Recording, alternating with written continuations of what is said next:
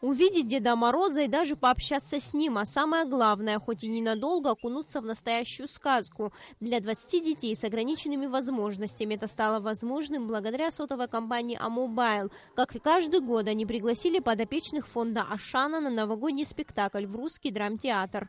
Ребята с этого фонда мы знаем лично, они растут на наших глазах. Очень хотелось подарить им в канун Нового года небольшую сказку. Эта акция для нас уже ежегодная.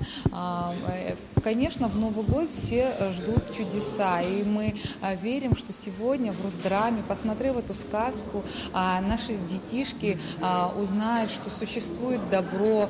«Хроники Зазеркалья», сказка о добре и зле известного писателя Клайва Льюиса, была представлена маленьким зрителям в совершенно новой постановке режиссера Джамбула Жордания. Это такой новогодний проект. Детям очень нравится. Вот мы уже сыграли один спектакль. Абсолютный восторг. И мы благодарим, конечно, компанию Mobile за поддержку деятельности нашего театра. Вот сегодня компания Mobile организовала посещение спектакля детьми из фонда Ашана.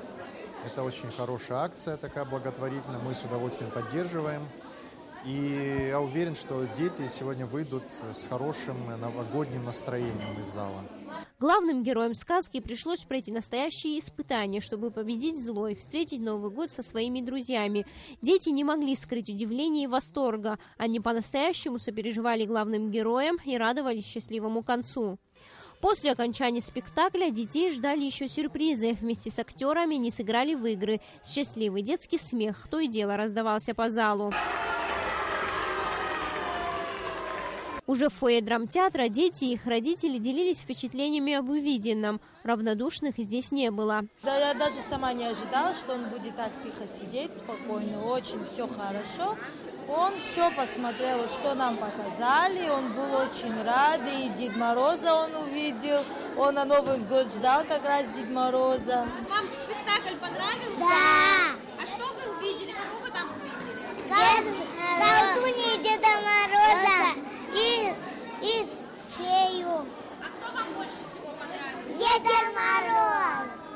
По словам представителя благотворительного фонда Ашана, с компанией Амобайл не сотрудничают уже достаточно давно, и подобного рода акции новогодние сладкие подарки стали традицией. Они с удовольствием согласились приехать сегодня посетить данное мероприятие, так как дети, как вы знаете, всегда ждут волшебства в Новый год, а больные дети ждут его вдвойне, поэтому все было воспринято на ура. В канун Нового года всем хочется верить в сказку. Эти дети, пусть и ненадолго, но забыли о своих недугах и проблемах. Вместе со своими родителями они искренне радовались организованному празднику. Сария Смыр, Астамур Гожба, Абхазское телевидение.